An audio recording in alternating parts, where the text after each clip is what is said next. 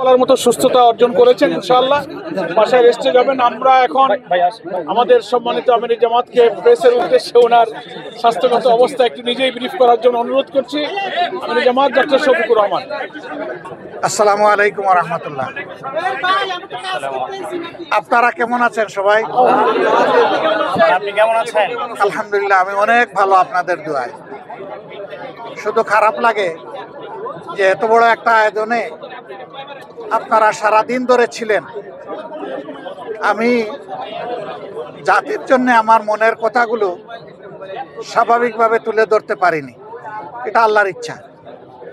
কিন্তু এরপরেও শেষমেশ দুই একটা কথা বলার চেষ্টা করেছি।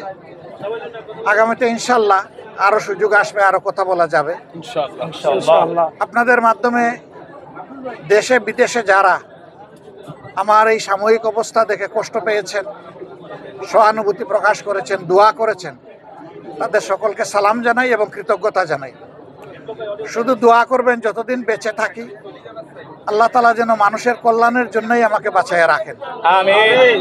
এবং আমার দ্বারা যেন দেশ এবং জাতির কোনো ক্ষতি না হয়, আল্লাহ যেন আমাকে সাহায্য করেন। আমিন। আর এই দেশটা আমাদের সবার রে ভাই, আমরা সবাই মিলে গড়বো ইনশাআল্লাহ। ইনশাআল্লাহ। আমরা ন্যায় এবং সত্যের পক্ষে থাকবো। অন্যায় অসত্য যেখানে সেখানে আমরা দেয়াল তুলে দেব। ইনশাআল্লাহ। অন্যায় অসত্যের প্রতিষ্ঠা যাতে না হয় আমরা দেয়াল তুলে দেব ইনশাআল্লাহ। ইনশাআল্লাহ। ইনশাআল্লাহ। আমরা একটা দেশ আমাদের যুব সমাজের জন্য উপহার দিয়ে যেতে চাই। ইনশাআল্লাহ। যেই যুব সমাজ বুক পেতে আমাদেরকে মুক্তি এনে দিয়েছে, তাদের প্রতি আমাদের দায় আছে, আমাদের দায়িত্ব আছে। তাদের যে আকাঙ্ক্ষা, এটা অস্বাভাবিক কিছু না। আল্লাহ তাআলা সম্প্রতিও কিছু দেশ আমাকে ঘোরার তৌফিক দিয়েছে। সেই দেশের মিশনারি এবং দেশপ্রেমিক নেতৃত্বের কারণে মাত্র 3 দশকের ভিতরে এক একটা দেশ কোথায় চলে গেছে বদলে। আমরা পারবো ইনশাআল্লাহ। ইনশাআল্লাহ।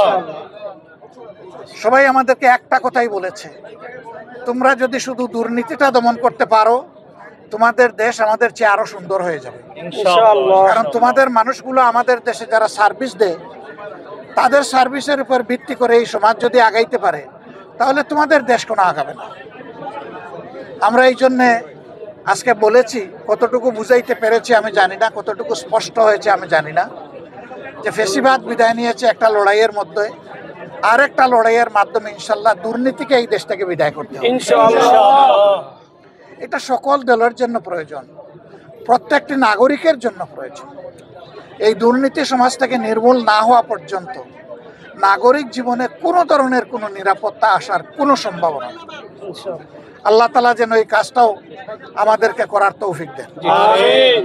আর আমার জীবন নিয়ে আমি খুব বেশি উচ্চাভিলাষ তো নাই, আমি কোনো আশাও পোষণ করি না, কিন্তু আল্লাহর কাছে একটা জিনিস চাই, যে জাতির প্রয়োজনে আমি এর জন্য শহীদ হতে পারি। আপনারা সবাই দোয়া রাখবেন। আসসালামু আলাইকুম।